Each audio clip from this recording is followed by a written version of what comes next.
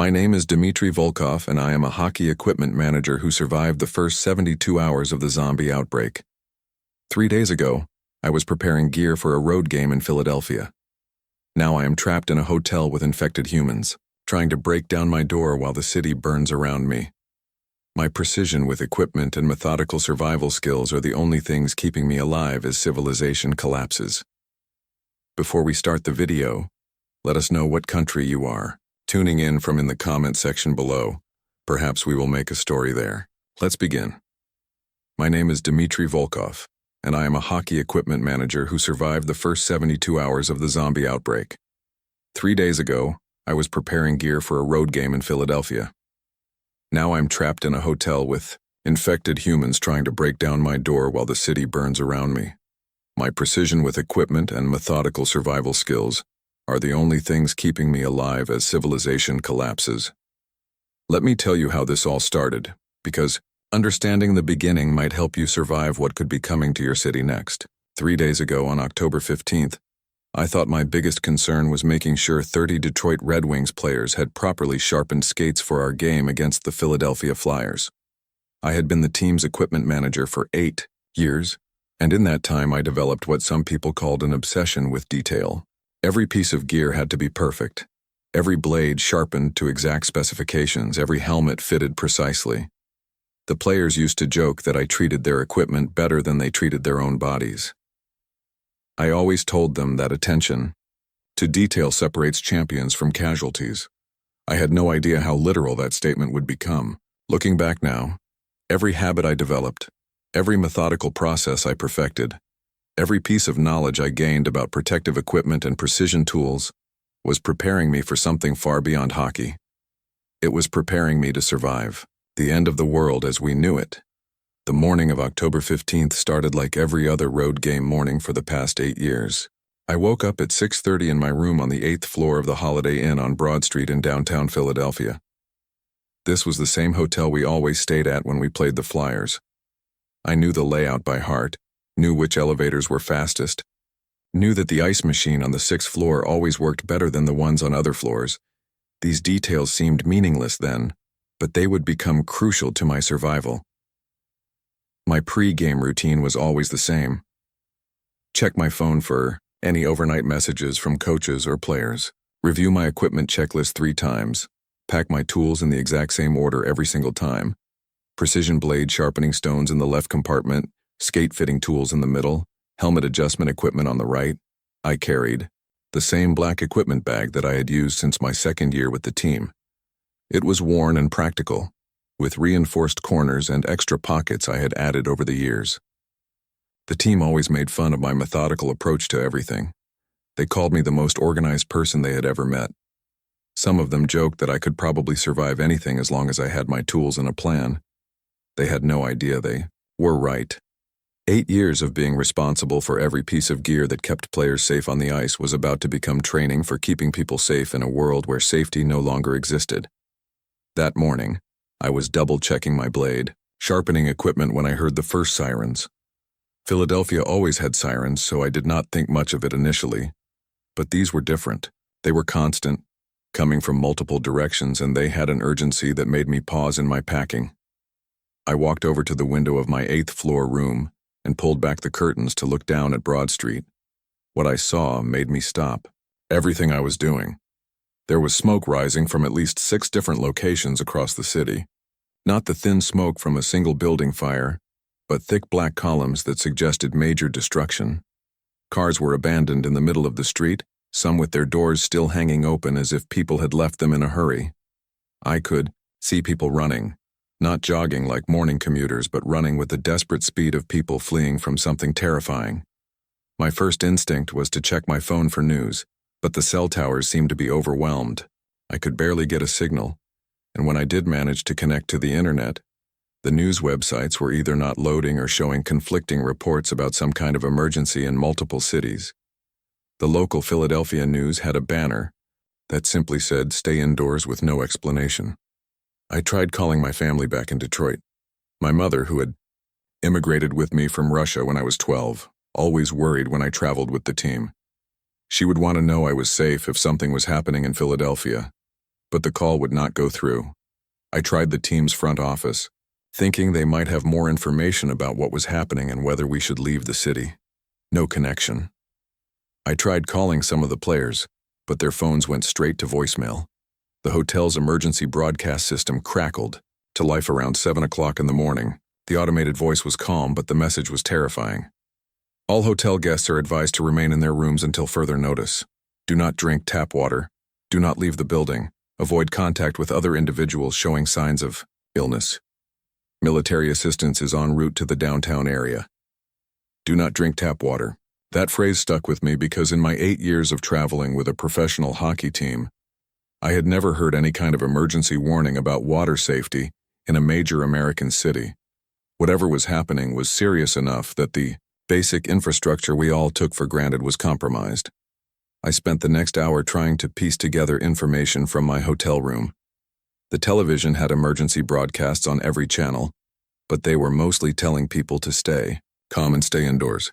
The few news reports that were getting through mentioned incidents in multiple cities, something about a water contamination issue, and references to people becoming violently aggressive after becoming ill.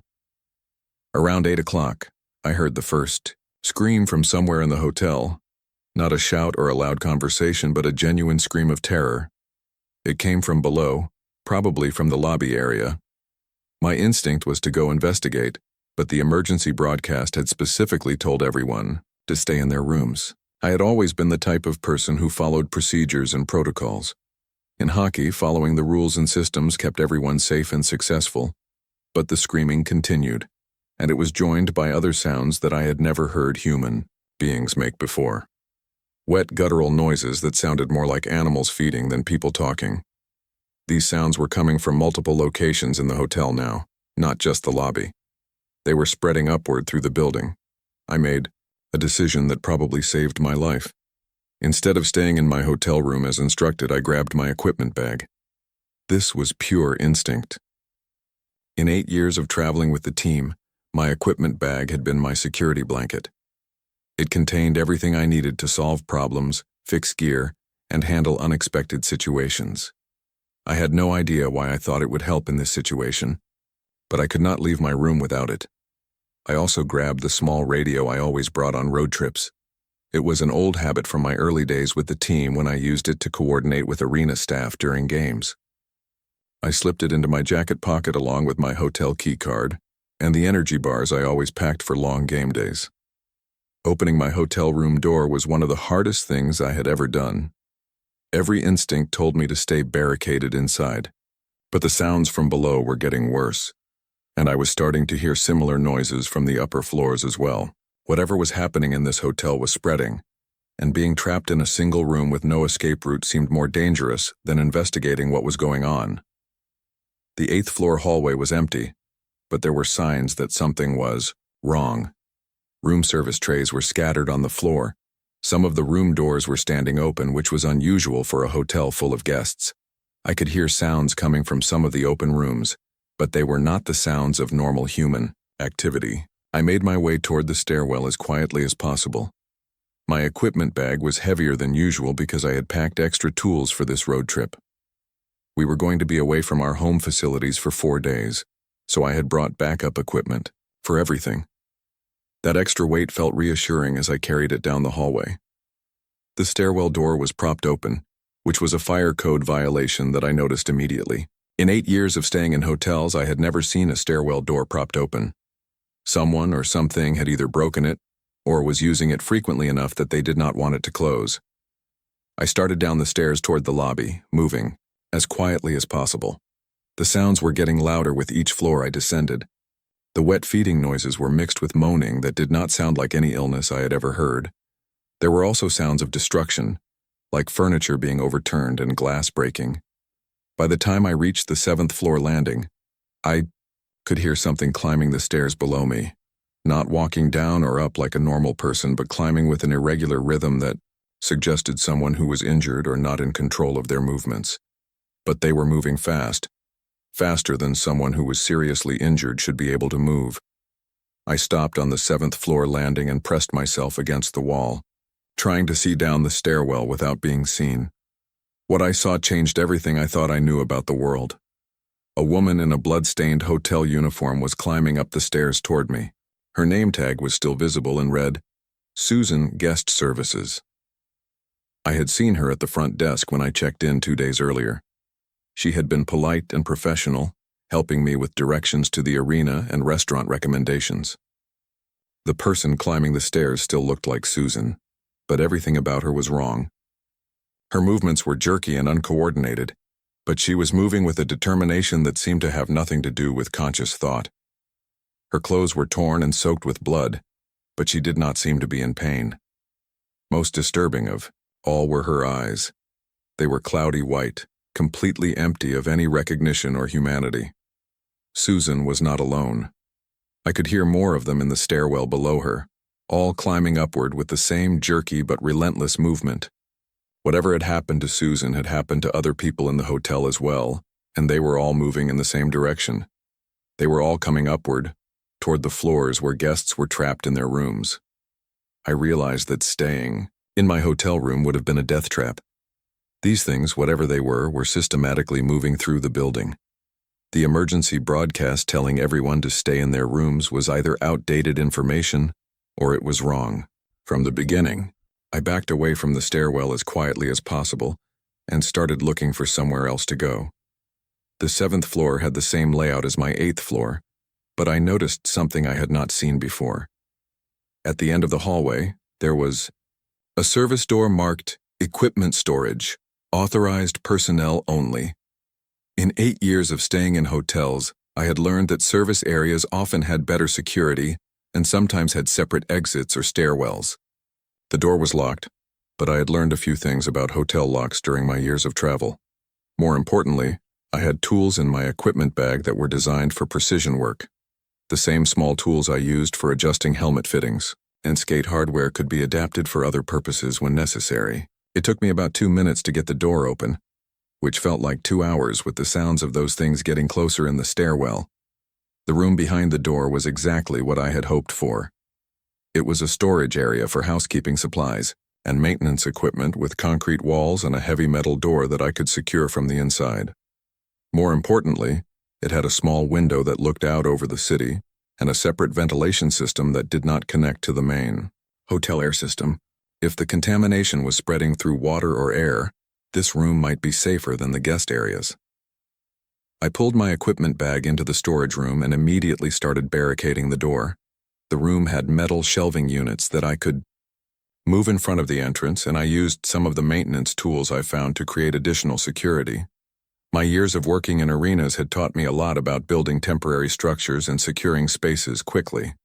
As I worked on the barricade, I could hear them in the hallway outside. The same wet sounds, the same mindless moaning. But now I could also hear them trying door handles. They were checking every room on the floor, looking for people who might be hiding inside. I had been in that storage room for about 20 minutes when they found my door. The first sound was scratching, like fingernails on metal. Then there was banging, not the organized banging of someone trying to break down a door, but the random hitting of someone who did not understand what a door was but knew that something they wanted was on the other side. The banging continued, for what felt like hours but was probably only about 30 minutes. Then it stopped, and I heard them moving away down the hallway. But I knew they were still in the building. I could hear them on other floors, and occasionally I would hear screaming from somewhere in the hotel that would suddenly stop. That storage room became my first real sanctuary in this new world. It had cleaning supplies that I could use for sanitation, maintenance tools that complemented my equipment bag, and most importantly, it had a small sink with a water line that seemed to be separate from the main hotel system. But even in that first hour of hiding, I knew I could not stay there forever. The infected people in the hotel were not going away, and sooner or later they would find a way into any room that had people hiding in it. I needed to start thinking about this situation the same way I thought about equipment problems with the team. Identify the issue, assess available resources, develop a solution, and execute the plan with precision. I started taking inventory of everything in the storage room and everything in my equipment bag. This was the same process I used before every game to make sure I had everything the team might need. But instead of preparing for hockey, I was preparing for something I did not understand yet but knew was deadly. The storage room had industrial cleaning supplies, basic maintenance tools, extra linens, and some food service items that were probably left over from room service operations. My equipment bag had precision tools, blade sharpening equipment, protective gear, and various items designed for maintaining and repairing sports equipment. As I organized these supplies, I started to realize that my 8 years as an equipment manager had given me a unique set of skills for this situation. I understood how to maintain and modify protective gear. I knew how to keep bladed tools sharp and effective. I had experience managing limited resources under pressure. Most importantly, I had learned how to stay calm and systematic when everything around me was chaotic. I spent that first day listening to the sounds from outside my barricaded door and trying to understand what was happening in the world beyond the hotel. My small radio could pick up emergency broadcasts, but the information was fragmentary and often contradictory. There were reports of similar incidents in multiple cities, references to water contamination that was causing people to become violently ill, instructions to avoid contact with anyone showing symptoms of aggressive behavior. But the radio reports did not match what I was experiencing in the hotel. The people I had seen were not just violently ill, they had changed into something that was no longer human. They moved with purpose but without intelligence. They were hunting for living people with the persistence of predators, but without any of the caution or strategy that even animals use when hunting. As that first day turned into night, the sounds from outside my door changed. The infected became more active after dark, moving through the hotel with more frequency and making more noise. I could hear them in the walls and in the ventilation system. Whatever was driving them seemed to become stronger when the sun went down. I realized that I was going to have to start thinking of them as something other than sick people. They were infected, but they were infected with something that had changed them into predators that saw living humans as prey. The sooner I accepted that reality, the better my chances of surviving long enough to figure out what to do next. That night, as I listened to them moving through the building around me, I started to understand that my methodical approach to equipment management was going to be the key to staying alive. Every piece of gear had a primary function and backup uses. Every tool could be adapted for multiple purposes. Every situation required assessment, planning, and precise execution. I had spent 8 years making sure that hockey equipment protected players from injury during one of the most physically demanding sports in the world. Now I was going to have to figure out how to make that same equipment protect me from something far more dangerous than any hockey check or slap shot. The infected were not going away, and from what I could hear on the radio, help was not coming anytime soon. I was going to have to find a way to get out of that hotel and find other survivors who might be able to work together for long-term survival. But first I needed to figure out how to turn my sports equipment into survival gear. As I sat in that storage room on my first night of the outbreak, organizing my tools and listening to the sounds of the infected hunting through the hotel, I realized that everything I had learned about teamwork, preparation, and attention to detail was about to be tested in ways I never could have imagined. The game had changed completely, but the fundamentals remained the same. Stay alert, use your equipment properly, and never underestimate the importance of having a plan. I had survived the first day, but I could already tell that the next day was going to require me to make decisions that would determine whether I lived or died. The storage room was safe for now, but it would not be safe forever. Eventually, I was going to have to leave my sanctuary and figure out how to survive in a world where the rules had changed and the stakes were life and death. When I woke up, on the second morning, the first thing I did was take complete inventory of everything available to me. This was the same systematic approach I used before every hockey season when I needed to assess all our equipment and plan for the months ahead. But instead of preparing for a championship run, I was preparing to stay alive in a world that had become completely unpredictable. The storage room had become my temporary headquarters, and I needed to understand exactly what resources I had available. I spread everything out on the floor in organized sections, just like I would arrange equipment in the locker room. On the left side, I placed all the items from my original equipment bag. In the center, I arranged everything useful I had found in the storage room.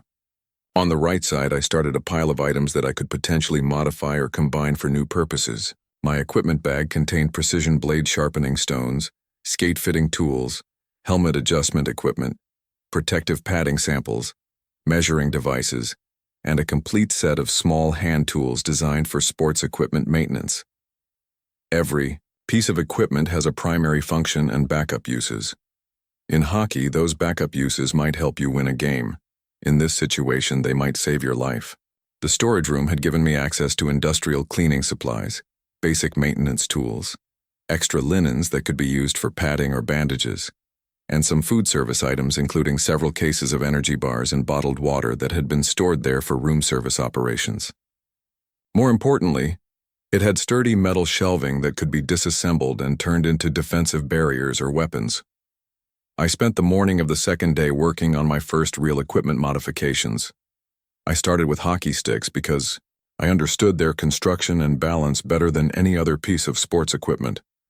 A regulation hockey stick is designed to be lightweight but strong, with a blade that can deliver precise control and significant force. But those same properties that make a good hockey stick also make an effective weapon when properly modified. I had 3 spare sticks in my bag, each designed for different player positions and playing styles. The defenseman's stick was longer and heavier, built for reach and power. The forward stick was shorter and more maneuverable, designed for quick shots and precise passes. The goalie stick had a wider blade and different balance, optimized for blocking and deflecting rather than striking. Using the maintenance tools from the storage room, I started modifying each stick for different survival purposes. The defenseman's stick became my primary weapon, with the blade sharpened to a razor edge using my precision sharpening stones. I reinforced the shaft with metal brackets from the storage room shelving, turning it into something that could deliver devastating force while maintaining the balance and control I was familiar with. The forward stick became a versatile tool, with one end sharpened for cutting and the other end fitted with a hook made from bent metal shelving. This would give me options for both offensive and defensive situations, as well as the ability to manipulate objects from a distance or pull items toward me without getting close to potential threats. The goalie stick required the most creative modification. I removed the original blade and replaced it with a flat metal plate that I fashioned from storage room materials. This created a shield that I could use for protection while still maintaining a weapon that could be used for striking or pushing infected away from me. Every piece of equipment I modified had to serve multiple purposes, because I knew that carrying too much gear would slow me down and make me vulnerable. I had learned this lesson from years of managing equipment for a traveling hockey team. You can only carry what you absolutely need, and everything you carry must be essential for success. The helmet modifications were equally important. I took apart several extra helmets from my equipment bag and used the protective padding to create body armor that could be worn under regular clothing. The hard plastic shell of one helmet became a shoulder guard that could protect against bites or scratches. The metal cage from another helmet became a face shield that could be attached to my primary helmet when needed. I had spent years perfecting blade edges for ice. Now I was perfecting them for survival. The same attention to detail that made the difference between a good shot and a great shot could make the difference between life and death when facing infected attackers. As I worked on these modifications, I was constantly listening to the sounds from outside my barricaded door.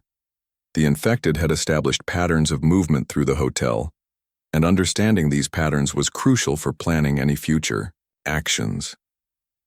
They were most active during the late afternoon and evening hours, moving through the building in small groups that seemed to be searching for something specific. During the middle of the day, their activity decreased significantly. This gave me time to work on equipment modifications and plan my next moves without worrying about immediate threats. But even during their quiet periods, I could hear them moving through the walls and ventilation systems, reminding me that they were always present and always dangerous. The radio broadcasts on the second day were becoming more sporadic and more desperate. The official government messages were still telling people to stay indoors and wait for help, but the unofficial reports from emergency responders and citizen broadcasts were painting a much darker picture. The infection was spreading rapidly through multiple cities, and the authorities were struggling to contain it, or even understand what they were dealing with. More disturbing were the reports about water contamination. It seemed that the initial infection vector had been through the municipal water supply. But the infected individuals were now spreading the disease through direct contact.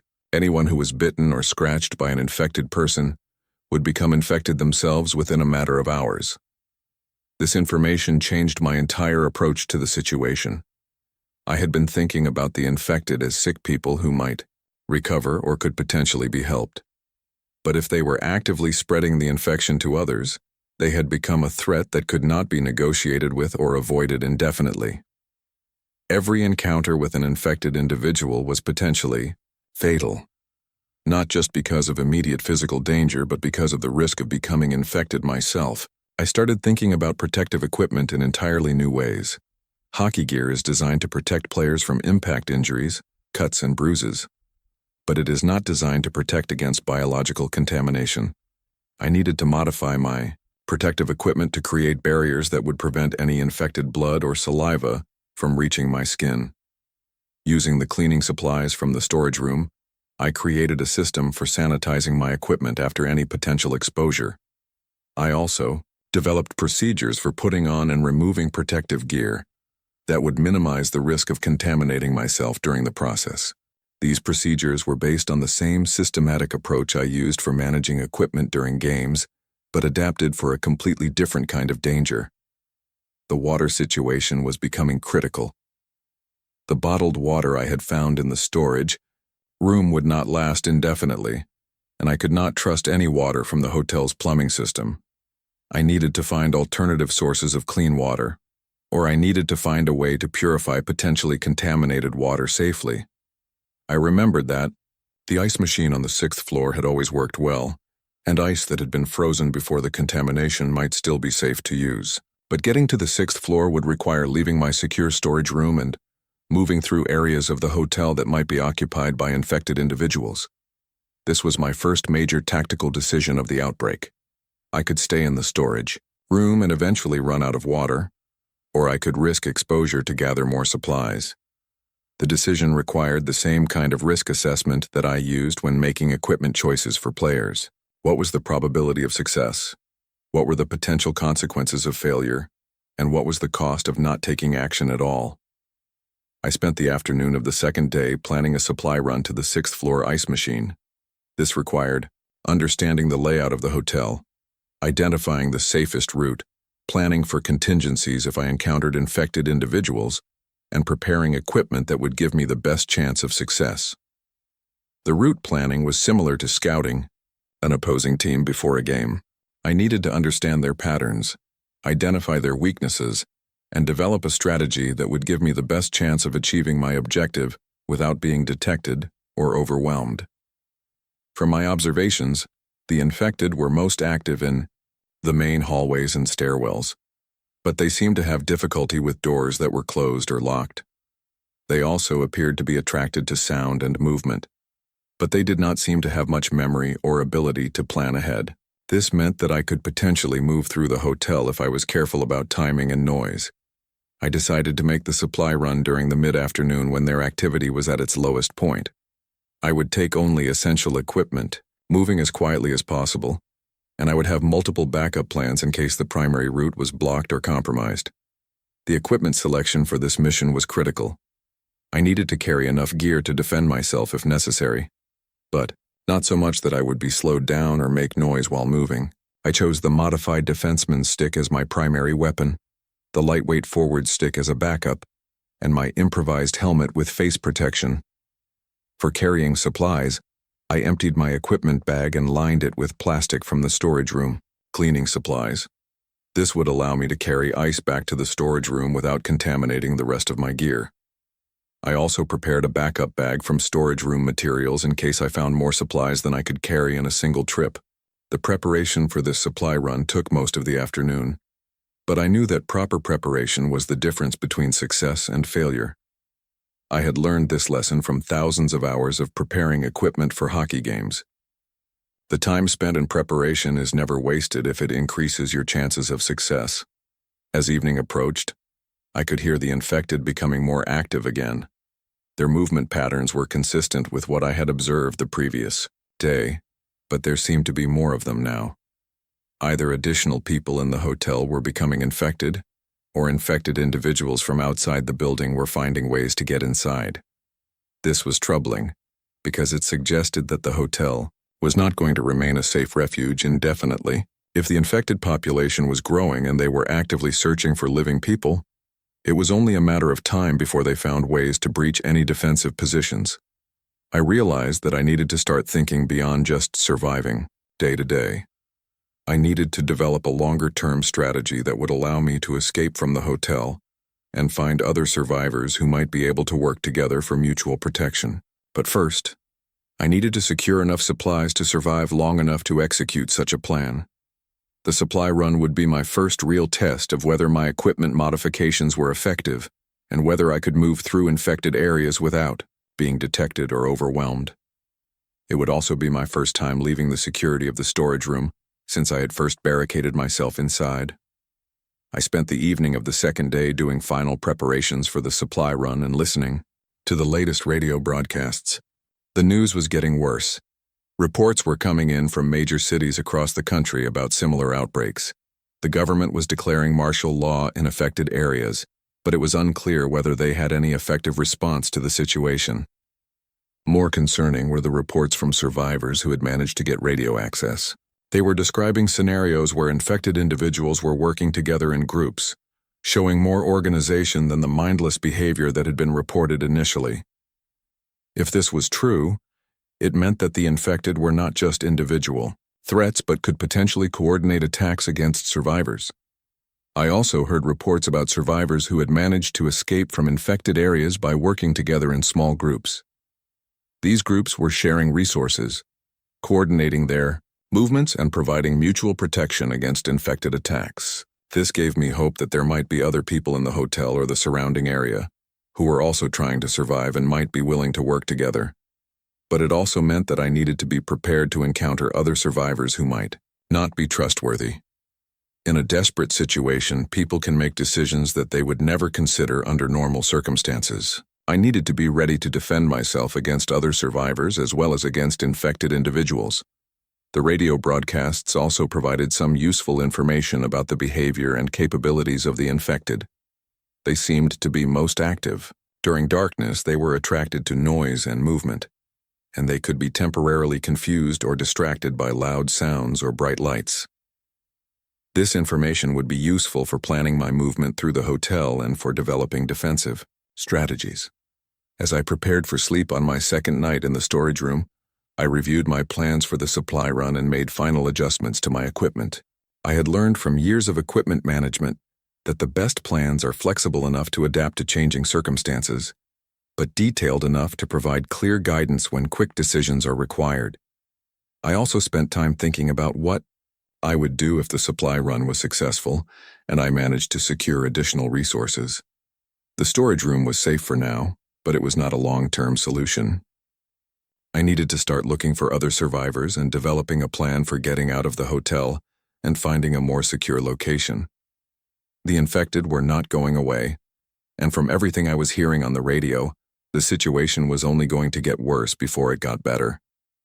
I was going to have to figure out how to survive in a world where the basic assumptions about safety and civilization no longer applied. But I had advantages that many people did not have. I understood how to maintain and modify equipment for maximum effectiveness. I had experience working under pressure and making quick decisions when the stakes were high. Most importantly, I had learned how to work as part of a team and how to support others when they were depending on me. Every coach teaches you to control what you can control. I was about to lose control of the most basic necessity, but I was not going to lose control of my preparation, my equipment, or my determination to survive. The game had changed, but the fundamentals of success remained the same. Stay alert, use your equipment properly, and never underestimate the importance of having a plan.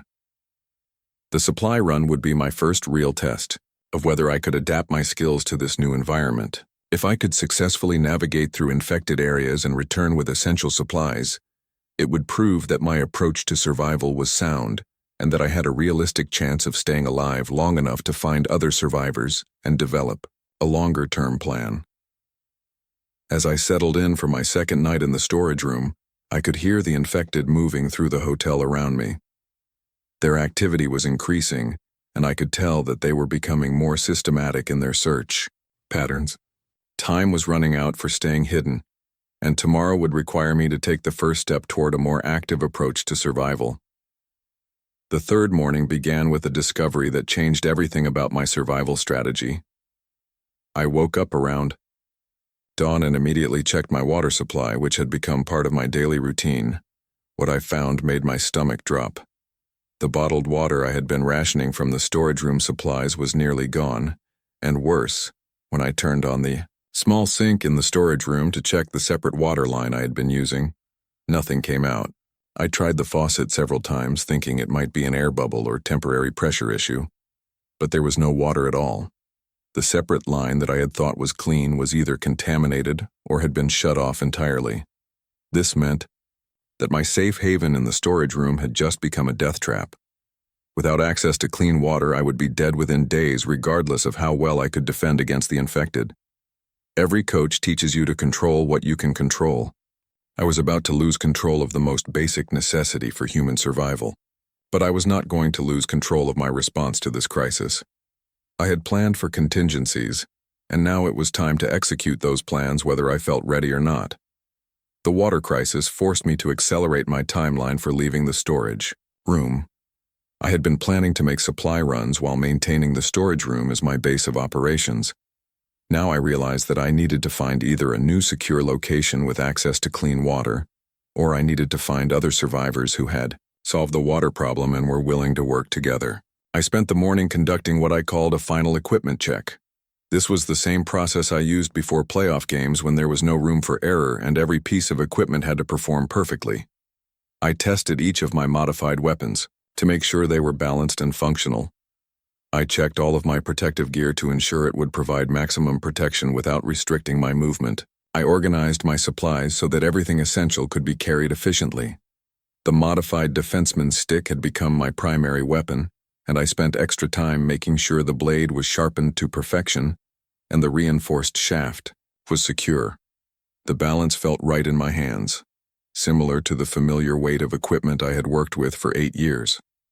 The forward stick served as my backup weapon and utility tool, with the hooked end proving useful for manipulating objects without getting too close to potential contamination. My protective equipment had evolved into a system that provided coverage for all vulnerable areas while maintaining mobility. The modified helmet with face protection had become essential gear that I wore whenever I was outside the storage room. The improvised body armor made from hockey padding could be worn under regular clothing, providing protection against bites and scratches without being obvious to other survivors who might see protective gear as a sign of valuable resources worth taking. The supply situation required careful calculation. I could carry enough food and basic supplies for about 3 days of independent survival. This meant that I had 3 days to either find a secure location with access to clean water or locate other survivors who were willing to share resources and coordinate survival efforts. I had been hearing voices in the hotel's ventilation system for the past day and a half. At first, I thought I might be imagining them due to stress and isolation, but as I listened more carefully, I became convinced that there were other survivors in the building who were trying to communicate with each other through the air ducts and between rooms. The voices were too faint to understand specific words, but I could tell they were speaking English and they seemed to be coordinating some kind of plan. This gave me hope that I was not the only person in the hotel who had managed to survive the initial outbreak and find temporary safety. But it also presented a new challenge. How could I make contact with other survivors without alerting the infected to my presence or revealing my location to people who might not be trustworthy? In a desperate situation, I had to assume that some survivors might be willing to take resources from others by force if they thought it would improve their own chances of survival. I decided to attempt communication through the ventilation system, using a technique I had learned from coordinating with arena staff during games. By speaking softly into the air ducts at specific times and listening for responses, I might be able to establish contact with other survivors without broadcasting my presence to the entire building. The first attempt was nerve-wracking. I positioned myself near the ventilation grate in the storage room and spoke quietly into the duct system.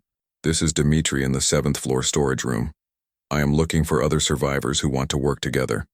If you can hear this, respond during the next quiet period. I waited for about 20 minutes, listening carefully for any response. The infected were relatively quiet during the mid-morning hours, which made it easier to hear faint sounds from the ventilation system. Finally, I heard a voice coming through the ducts. It was a woman speaking very quietly, but I could make out most of her words. "This is Sarah in room 612. There are 3 of us here. We have been listening to someone working on equipment. Are you the person with the tools?" This was the first human conversation I had experienced since the outbreak began, and it filled me with both relief and caution. Relief because it meant I was not alone in trying to survive this situation. Caution because I now had to make decisions about trust and cooperation that could determine whether I lived or died. I responded through the ventilation system, providing basic information about my background and capabilities without revealing too much about my specific resources or defensive preparations. "I am an equipment manager for a hockey team. I have tools and some modified gear. What is your situation?" The conversation that followed through the ventilation system revealed that there were at least 6 other survivors scattered through different parts of the hotel.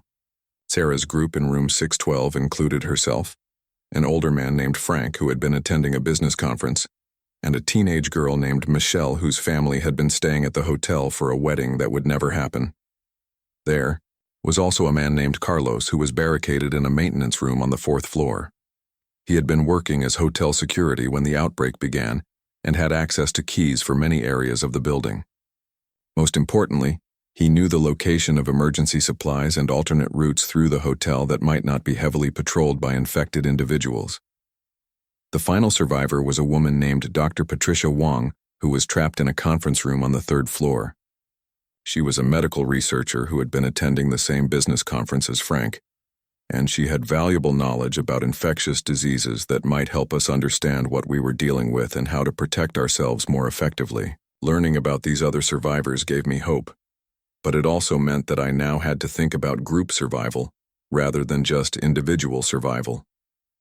Managing a team of athletes taught me about human nature under pressure, but this was pressure that none of us had trained for. Every decision about resources, risk, and strategy would now affect multiple people, and the consequences of making the wrong choice could be catastrophic for everyone involved. We agreed to coordinate our efforts and work together to find a way out of the hotel safely. But first, we needed to solve the immediate water problem that was affecting all of us. Carlos reported that the hotel's main water system was definitely contaminated, but there might be emergency water supplies in areas of the building that we had not explored yet. Dr. Wong provided crucial information about the infection. Based on her observations and knowledge of infectious diseases, she believed that the contaminated water had been the initial vector for spreading the infection, but that it was now being transmitted through direct contact with infected individuals. The transformation from normal person to infected seemed to take between 12 and 48 hours, depending on the individual and the amount of exposure. This information was both terrifying and useful. Terrifying because it meant that anyone who had consumed contaminated water in the past few days could still become infected, even if they seemed healthy now. Useful because it meant that we could potentially identify safe water sources and avoid further exposure if we were careful about our procedures. We spent the rest of the morning developing a plan for coordinating our escape from the hotel. This required combining everyone's knowledge about the building layout, the movement patterns of the infected, and the resources that were available in different areas of the hotel. Carlos had the most useful information about building systems and security. He knew that there were emergency exits that were not being monitored by infected individuals, and he had access to areas where emergency supplies might be stored. But his location on the 4th floor made it difficult for him to reach other parts of the building safely. Sarah's group had the advantage of being together, which provided mutual protection and support. But they were located in a guest room that was not designed for defense and did not have access to useful supplies or tools. They needed to relocate to a more secure position if they were going to survive long term. Dr. Wong had medical knowledge that was essential for all of us, but she was isolated in a conference room that was difficult to defend and had limited supplies. She needed to be evacuated to a location where she could provide medical support for the group while having access to better resources. My situation was different from the others because I had tools, modified equipment, and access to supplies that could benefit the entire group. But I also had the knowledge and experience needed to coordinate complex logistics under pressure. I found myself naturally taking on a leadership role in planning our collective escape strategy. The plan we developed had multiple phases and contingencies. The first phase involved getting everyone to a central location where we could combine our resources and provide mutual protection. Carlos had identified a large conference room on the 5th floor that had multiple exits, access to building systems, and enough space for all of us to set up a temporary base of operations. The second phase would involve securing water and food, supplies from different areas of the hotel. Carlos knew the locations of emergency supply storage, but reaching those areas would require coordinated movement through infected territory. We would need to work together to clear routes and transport supplies safely. The third phase was escape from the hotel entirely. We had identified several possible exit routes, but all of them required getting through areas of the building that were heavily populated with infected individuals. This would require careful timing, good equipment, and flawless execution of our plan. But before we could execute any of these phases, we needed to solve the immediate problem of getting everyone to the 5th floor conference room safely. This meant that each person or group would have to make their way through infected areas using whatever resources and protection they had available. I spent the afternoon preparing for my own movement to the 5th floor while also creating additional equipment that could be shared with other survivors. Using materials from the storage room, I was able to create several additional weapons and protective items that would give the group better chances of success. The process of creating equipment for other people reminded me of my years working with hockey players who had different needs and capabilities. Every person required slightly different gear based on their physical abilities, experience level, and role within the team. Sarah needed lightweight weapons that she could use effectively despite having no combat experience. Frank needed protective gear that would compensate for his age and slower movement speed. Michelle needed equipment that was sized appropriately for a teenager but still provided effective protection. Dr. Wong would need specialized protection that would allow her to provide medical care without risking contamination. Carlos already had some security equipment, but he would benefit from weapons that were more effective against infected attackers than standard security tools. Creating this additional equipment required most of my remaining supplies from the storage room, but I knew that investing in group capabilities was more important than hoarding resources for individual use. We were going to succeed or fail as a team, and everyone needed to have the tools necessary to contribute to our survival. The coordination required for getting 6 people from different locations to a central meeting point was more complex than any equipment management challenge I had faced during my hockey career. Every person had different capabilities, different routes to travel, and different risks to manage. The timing had to be perfect because if one person was delayed or encountered problems, it could compromise the safety of everyone else. We agreed that I would be the first person to move to the 5th floor conference room because I had the best equipment and the most experience moving through the hotel without being detected. Once I reached the conference room and confirmed that it was secure, I would signal the others through the ventilation system and they would begin their movements in a coordinated sequence. The plan required precise timing based on the movement patterns of the infected that we had all been observing. There was a period during the late afternoon when their activity decreased significantly, creating a window of opportunity for coordinated movement.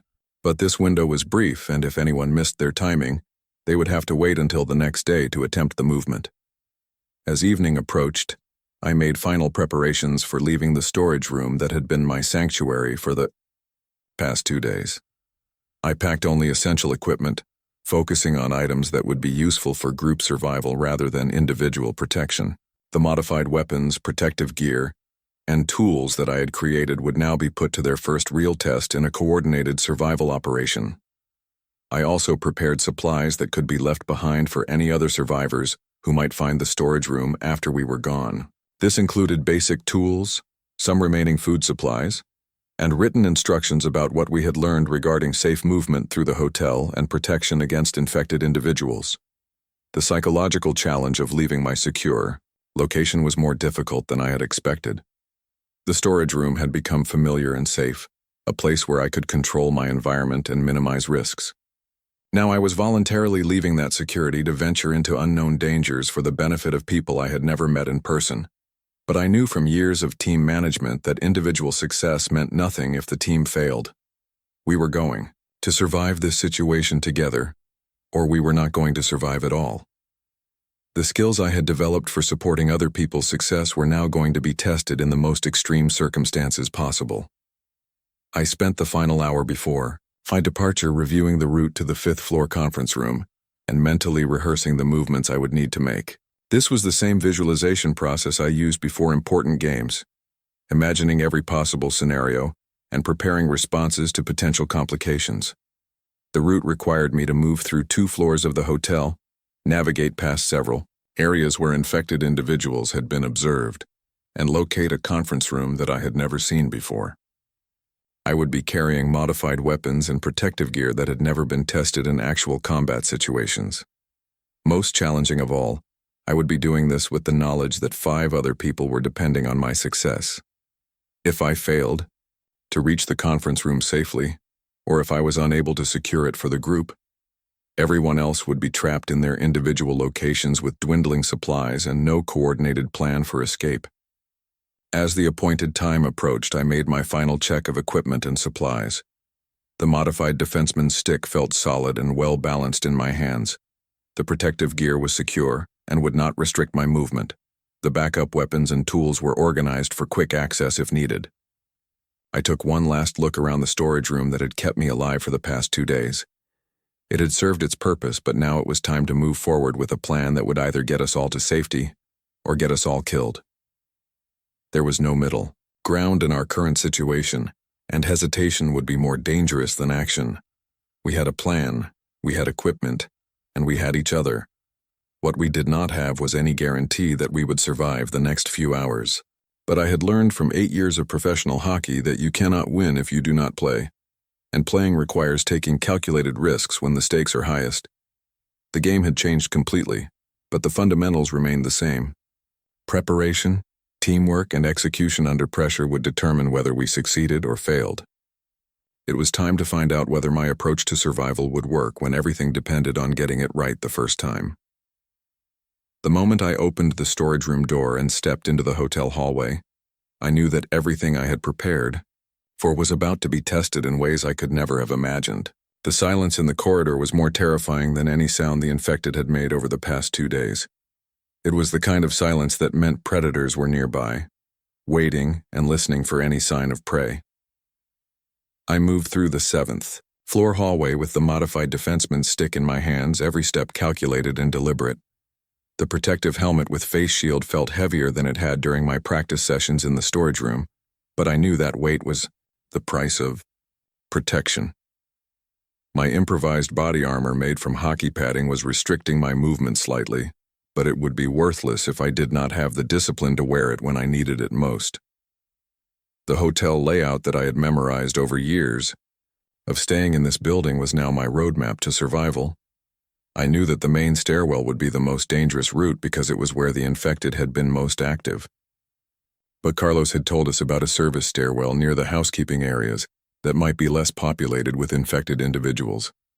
Finding that service stairwell required me to move through sections of the hotel that I had never explored before. The housekeeping areas were behind locked doors that required the keycards I had seen hotel staff use, but I had tools that could work around electronic locks if I was careful and quiet about it. The first locked door I encountered tested both my technical skills and my nerve control. I had to use precision tools from my equipment bag to manipulate the electronic lock mechanism while listening constantly for any signs of infected individuals approaching. The process took about 3 minutes, which felt like 3 hours when every second could bring discovery and death. Beyond the service door, I found myself in a network of corridors and storage areas that were designed for hotel staff rather than guests. These areas had different lighting, different airflow, and most importantly, different routes through the building that bypassed the main hallways where infected individuals were concentrated. The service stairwell that Carlos had described was exactly where he said it would be. but it was not empty.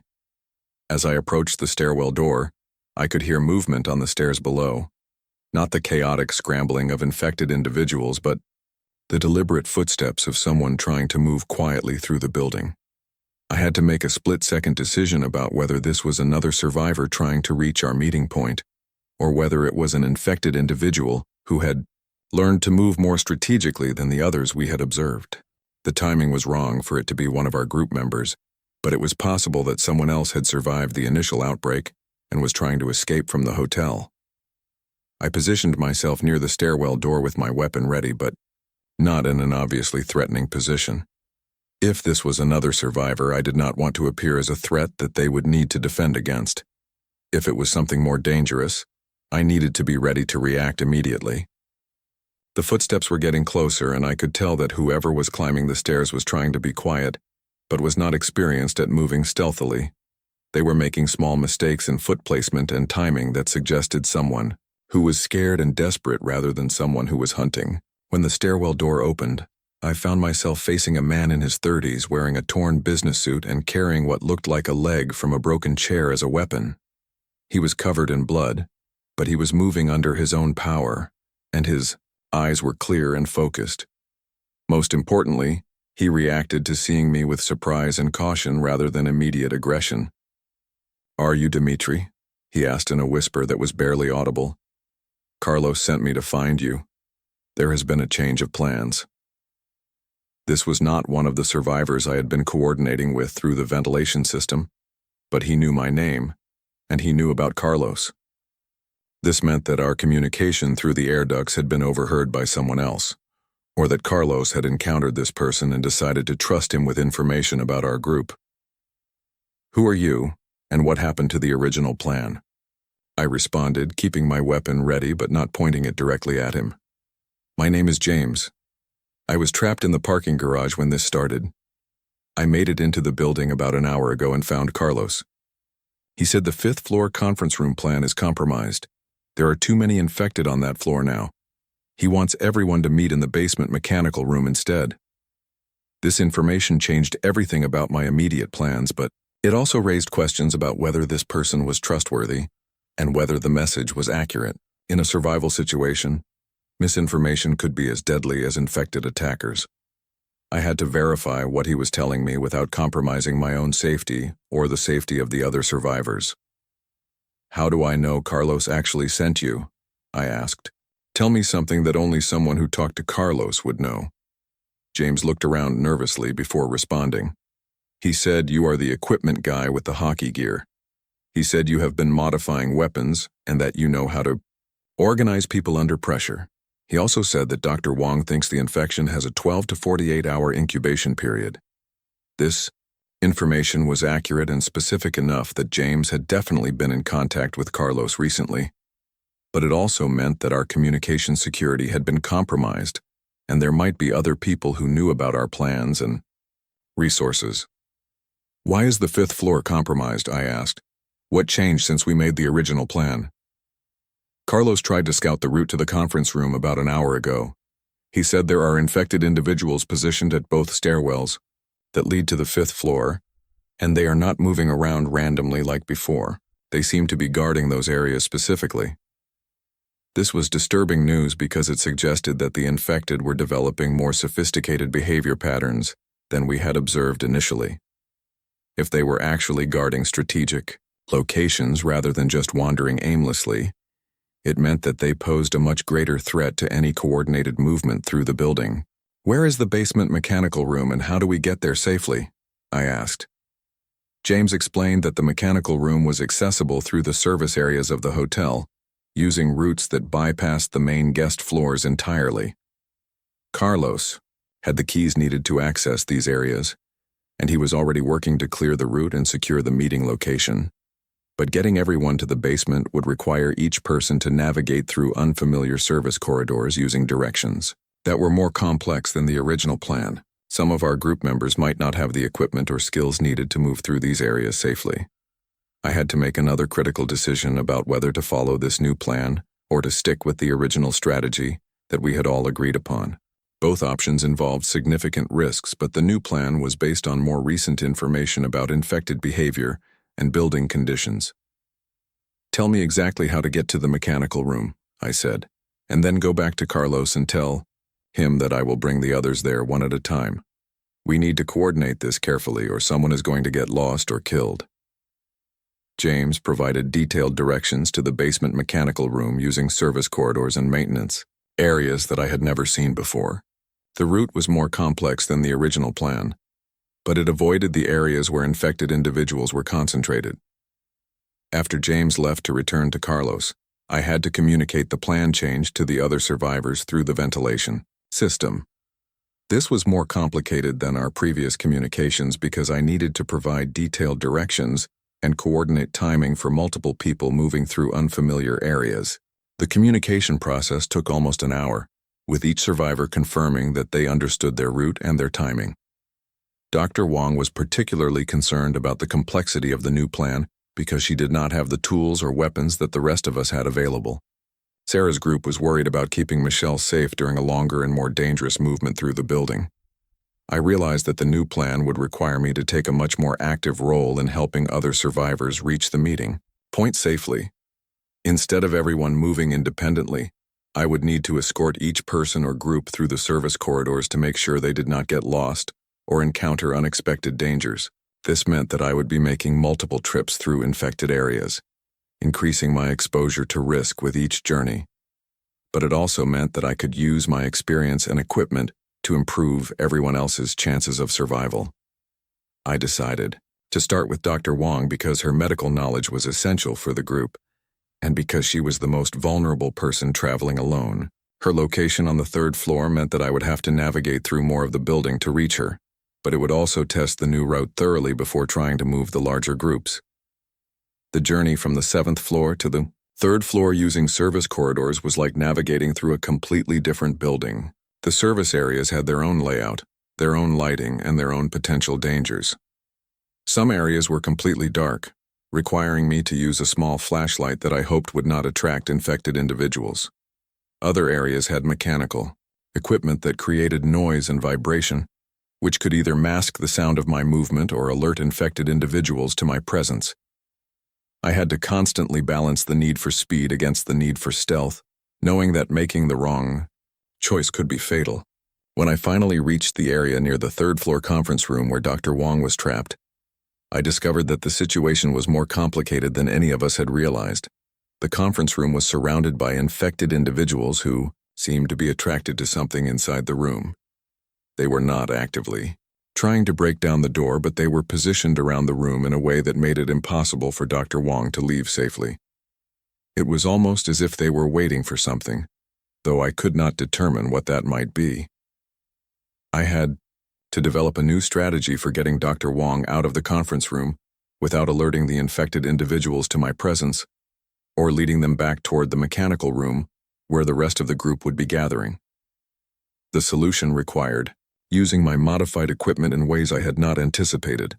The forward stick with the hooked end could be used to create distractions at a distance, drawing infected individuals away from the conference room door. The sharpened blade of the defenseman's stick would be necessary if any of them got too close during the extraction process. The rescue operation took almost 30 minutes and required me to eliminate 2 infected individuals who could not be distracted or avoided. This was my first direct combat experience since the outbreak began, and it confirmed that my equipment modifications were effective for survival situations. But it also showed me that each infected individual I encountered was learning and adapting. They were not the mindless creatures that had been described in the initial radio reports. They were developing tactics and coordination that made them much more dangerous than we had anticipated. Dr. Wong was in better physical condition than I had expected, but she was carrying medical supplies that would slow down our movement through the service corridors. She also had information about the infection that was more disturbing than anything we had discussed through the ventilation system. "The infection is not just transmitted through water or direct contact," she told me as we began moving toward the basement. "I have been observing the infected individuals from the conference room window, and I think they are releasing some kind of airborne agent that can spread the infection through enclosed spaces. This information changed everything about our Survival strategy. If the infection could spread through the air in enclosed spaces, then any building or shelter could become dangerous if infected individuals were present. It also meant that the hotel itself might be becoming more contaminated over time, making it essential that we escape as quickly as possible. How long do we have before the air in the hotel becomes dangerous for uninfected people? I asked as we navigated through a dark service corridor. I am not certain, but based on what I observed, I think we have maybe 24 to 48 hours before the concentration becomes dangerous, even for people who have not had direct contact with infected individuals.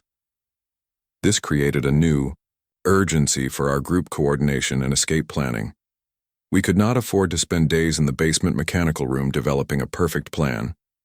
We needed to get everyone together, gather essential supplies, and leave the hotel within the next day or two. The journey to the basement with Dr. Wong took longer than expected, because we encountered several areas where infected individuals were present and had to find alternate routes.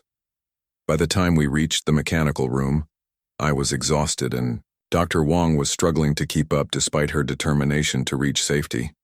Carlos and James were waiting in the mechanical room, which was larger and more secure than I had expected. It had multiple exits, access to building systems, and enough space for our entire group to coordinate planning and supply distribution. But Carlos had disturbing news about the other survivors. Frank from Sarah's group had attempted to reach the mechanical room on his own and had not arrived at the expected time. Sarah and Michelle were still in their 6th floor room, but they reported through the ventilation system that infected individuals were becoming more active on their floor. "We need to get everyone here tonight," Carlos said. "The situation in the rest of the building is getting worse quickly. The infected are moving in larger groups now, and they seem to be searching for survivors more systematically than before." I realized that I would have to make 2 more trips through the hotel to collect the remaining survivors, and each trip would be more dangerous than the last as the infected became more organized and aggressive. But I also knew that we were running out of time and options. The hotel was becoming more dangerous by the hour, and our window for coordinated escape was closing rapidly. Every game has moments where you throw out the playbook and rely on instinct and preparation. This was our moment, and everything we had learned about survival over the past 3 days would determine whether we succeeded or failed as a team. The next few hours would test every piece of equipment I had modified, every skill I had developed, and every decision I had made since the outbreak began. We had come too far and sacrificed too much to fail now, but success would require flawless execution under the most extreme pressure any of us had ever experienced. The basement mechanical room became our command center for the most critical phase of our survival operation. Carlos had done excellent work securing the space and organizing the building systems information that would be essential for our escape planning. The room had thick concrete walls, multiple exit routes, and access to the hotel's infrastructure systems that could help us avoid the infected individuals who were now moving through the building in coordinated groups. Dr. Wong immediately began setting up a medical station using the supplies she had brought from the conference room. Her information about airborne transmission of the infection meant that we needed to take additional precautions to protect ourselves during our remaining time in the hotel. She created improvised air filtration masks using materials from the mechanical room and medical supplies from her emergency kit. But our immediate priority was getting Sarah and Michelle safely to the mechanical room before the infected individuals on the 6th floor discovered their location. The ventilation system communications had become unreliable, and we had not heard from them in over an hour. This could mean that they were maintaining communication silence for safety reasons, or it could mean that their situation had become compromised. I spent the first hour in the mechanical room preparing for what would be the most dangerous rescue operation since the outbreak began. The route to the 6th floor required moving through areas of the hotel that were now heavily populated with infected individuals, and I would be making the trip alone to minimize the risk of losing multiple team members if something went wrong. My equipment selection for this mission had to account for the possibility that I might need to fight my way through multiple infected individuals while protecting 2 other people who had limited combat experience. I chose both modified hockey sticks as primary weapons, additional protective gear that could be shared with Sarah and Michelle, and emergency supplies that would sustain us if we had to take shelter somewhere in the building before returning to the mechanical room. Carlos provided detailed information about building security systems that could be used to create distractions or barriers during the rescue operation. The hotel's fire suppression system could be activated manually to create noise and confusion that might draw infected individuals away from our route. The emergency lighting system could be controlled from the mechanical room to create darkness in specific areas while maintaining visibility in our escape corridors. James volunteered to accompany me on the rescue mission, but I decided that the operation would be more successful with a single person who could move quickly and quietly, rather than a larger group that would be more likely to be detected. James would be more valuable in the mechanical room helping Carlos and Dr. Wong prepare for our final escape from the hotel. The new intelligence about infected behavior patterns made this rescue operation fundamentally different from my previous movements through the hotel. The infected were no longer wandering randomly through the building. They were positioning themselves strategically at key locations, coordinating their movements, and actively hunting for survivors, rather than simply reacting to immediate stimuli. This meant that I could not rely on the stealth tactics that had been successful during my earlier missions. The infected were now sophisticated enough to detect subtle signs of human presence and organized enough to respond to those signs with coordinated attacks. I would need to be prepared for direct confrontation while still maintaining the mobility necessary to protect Sarah and Michelle during our escape. The route planning for the 6th floor rescue required me to think several moves ahead, like planning offensive strategies during a hockey game. I needed primary routes that would get us to Sarah and Michelle quickly, alternate routes in case the primary paths were blocked, and emergency escape options if we encountered more infected individuals than we could handle safely.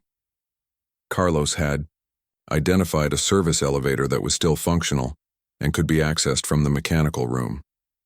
This elevator could take us directly to the 6th floor while avoiding the main stairwells where infected individuals were concentrated. But using the elevator would create noise and potentially alert infected individuals to our presence on the 6th floor.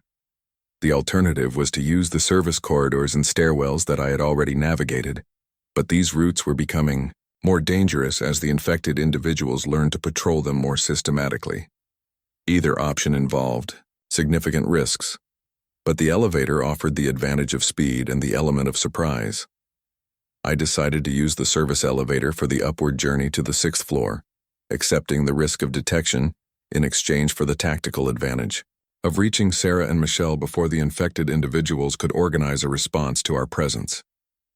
The return journey would use the service corridors, which would be safer for a group of 3 people even if it took longer to reach the mechanical room.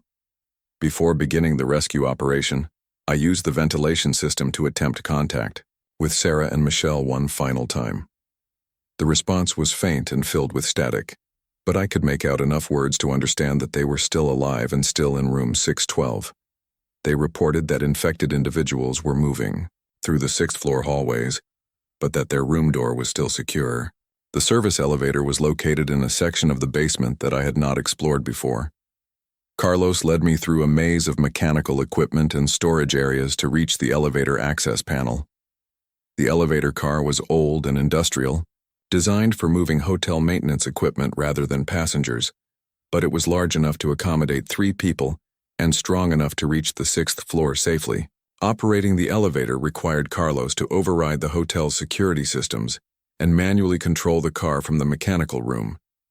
This meant that once I entered the elevator, I would be completely dependent on Carlos for transportation and would have no way to change the plan if conditions on the 6th floor were different from what we expected.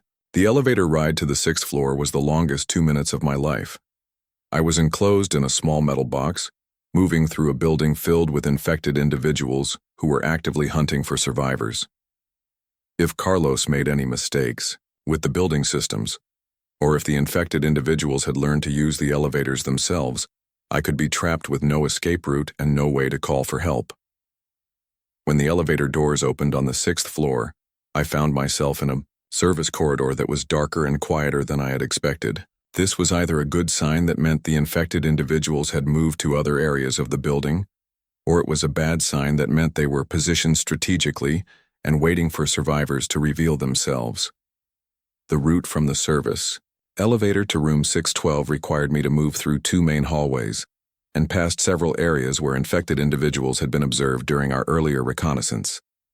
I moved as quickly as possible while still maintaining stealth, knowing that speed was more important than perfect concealment during this phase of the operation. The first hallway was empty, but I could see signs of recent infected activity. There were bloodstains on the walls and carpet, furniture that had been overturned or destroyed, and doors that had been forced open or damaged. The destruction was more systematic than the random chaos I had observed during the first days of the outbreak. Room 612 was located at the end of the second hallway, in a section of the hotel that had been relatively quiet during our previous observations. But as I approached the room, I could hear movement in the surrounding areas that suggested infected individuals were nearby and potentially aware of my presence. I used the established signal pattern to identify myself to Sarah and Michelle before attempting to open their room door. The response was immediate and filled with relief. They had been waiting for rescue but were not certain that anyone would be able to reach them safely. Sarah and Michelle were in better condition than I had expected, but they were terrified and exhausted from 3 days of hiding in their hotel room with minimal supplies. Michelle was particularly affected by the psychological stress of the situation, but she was determined to follow instructions and do whatever was necessary to reach safety. The challenge of moving two inexperienced people through infected territory while maintaining group security was more complex than any team coordination I had managed during my hockey career. Sarah and Michelle needed constant guidance about movement techniques, noise discipline, and threat assessment, but they also needed to maintain the confidence necessary to execute our escape plan under extreme pressure. I distributed the additional protective gear I had brought for them, including improvised helmets made from storage room materials and padding that would provide some protection against bites and scratches. The gear was not as sophisticated as my own equipment, but it was better than the civilian clothing they had been wearing since the outbreak began. Our movement from room 612 back to the service elevator required passing through the same hallways I had navigated during my approach, but now we were a group of 3 people who were less experienced at moving stealthily through dangerous territory. Every step had to be coordinated carefully to avoid creating noise or movement that would alert infected individuals to our presence. The first major challenge came when we reached the intersection between the 2 main hallways. There were infected individuals positioned at both ends of the corridor we needed to cross, and they seemed to be patrolling the area rather than remaining in fixed positions. This meant that we would have to time our movement precisely to avoid detection. I used hand signals to communicate with Sarah and Michelle about when to move and how to position themselves during the crossing. The process took almost 10 minutes of careful observation and timing, but we managed to cross the intersection without being detected by the infected patrols. The second major challenge was more serious. As we approached the service corridor that led to the elevator, we discovered that there were infected individuals positioned directly in our path. They were not moving randomly but seemed to be guarding the service area specifically, as if they understood that it was a route that survivors might use to move through the building. This situation required me to create a distraction that would draw the infected individuals away from the service corridor without alerting them to our specific location. I used the modified forward stick with the hook end to manipulate objects at a distance, creating noise in a different part of the hallway that attracted their attention. The distraction was successful, but it also revealed that the infected individuals were communicating with each other in ways that we had not observed before. When one group responded to the noise distraction, other groups in the area seemed to coordinate their movements to investigate the disturbance systematically.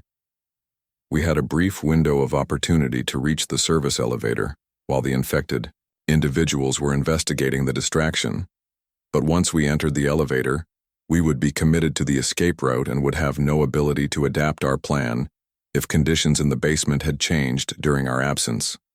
The elevator descent to the basement was successful, but when we reached the mechanical room, we discovered that our situation had become more complicated during my absence. Frank had finally arrived at the mechanical room, but he was injured, and reported that the infected individuals were now actively searching the service areas of the hotel. Frank had been forced to fight his way through several infected individuals during his journey to the mechanical room, and his injuries required immediate medical attention from Dr. Wong. More importantly, his experiences suggested that the infected individuals were learning to use the service corridors and were no longer confined to the main guest areas of the hotel. This meant that the mechanical room was no longer a secure long-term refuge. We would have to accelerate our plans for escaping from the hotel entirely, even though we had not yet completed our preparations for surviving in the outside world. Dr. Wong's medical examination of Frank revealed that he had been exposed to infected blood during his fight, but he was not showing immediate signs of infection.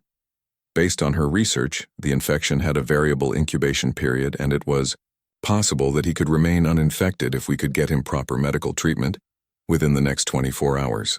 But Frank's condition also meant that we now had to plan our escape around a group member who was injured and potentially infected. This created additional risks for everyone else, but abandoning Frank was not an option that any of us were willing to consider. Carlos had been working on escape route planning while I was conducting the rescue operation. He had identified 3 possible ways to leave the hotel safely, each with different advantages and risks. The parking garage offered the possibility of finding vehicles that could be used for transportation, but it was also likely to be heavily populated with infected individuals. The main lobby had multiple exits but was the area where the initial outbreak had been most severe. The service loading dock was less obvious but might be locked or blocked by infected individuals. The group decision-making process for choosing our escape route was more complex than the individual survival decisions I had been making over the past 3 days. Everyone had different capabilities, different concerns, and different ideas about what would give us the best chance of survival. But we also had limited time to debate alternatives because the infected individuals were actively searching for us and would eventually find the mechanical room. I found myself naturally taking the leadership role in coordinating our escape planning, using the same systematic approach that I had applied to equipment management and team coordination. Every person's strengths and limitations had to be considered, every piece of equipment had to be allocated for maximum effectiveness, and every aspect of the plan had to be coordinated for success. We decided to attempt escape through the service loading dock because it offered the best combination of security and accessibility for our group. Carlos had keys that would allow us to access the loading dock area and the route from the mechanical room to the loading dock could be traveled entirely through service corridors that were less likely to be heavily populated with infected individuals. The equipment distribution for our final escape from the hotel required careful planning to ensure that everyone had the tools and protection necessary for survival in the outside world. I distributed modified weapons to everyone who was capable of using them effectively, but I also had to consider that some group members would be more effective in support roles rather than direct combat situations.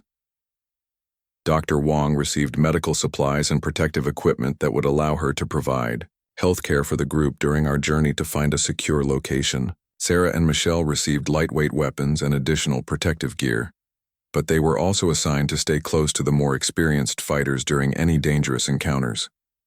Frank's injuries meant that he needed additional medical equipment and would require assistance from other group members during our escape.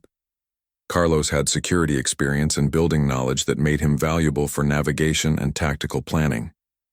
The final preparations for leaving the hotel took several hours, but I knew that this time was well invested in our long-term survival chances. We were no longer just trying to survive from day to day, but were beginning to plan for long-term survival in a world where the fundamental rules of society had changed permanently.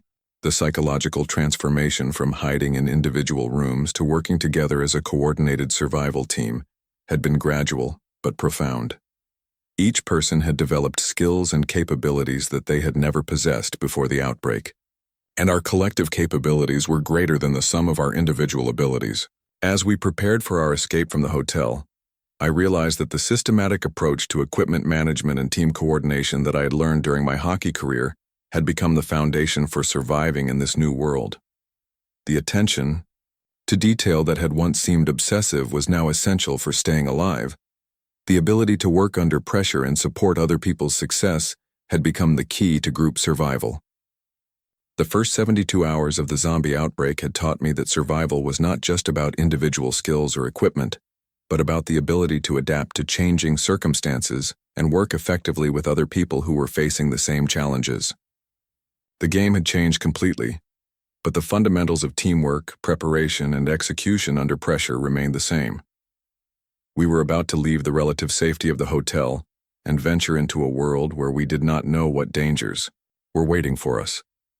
But we were leaving as a team, with equipment that had been tested under extreme conditions, and with the confidence that came from successfully overcoming challenges that had seemed impossible just 3 days earlier. The loading dock exit would take us into the streets of Philadelphia, where we would have to navigate through a city that had been transformed by the outbreak. We did not know what we would find outside the hotel, but we knew that we had the skills, the equipment, and the teamwork necessary to face whatever challenges were waiting for us. Building a championship team takes time, but building a survival team happens in moments of crisis. We had become a team through shared danger and mutual dependence, and we were ready to face the next phase of our survival together. The rink might be different, but the fundamentals of the game stayed the same, and we were prepared to play for the highest stakes of all.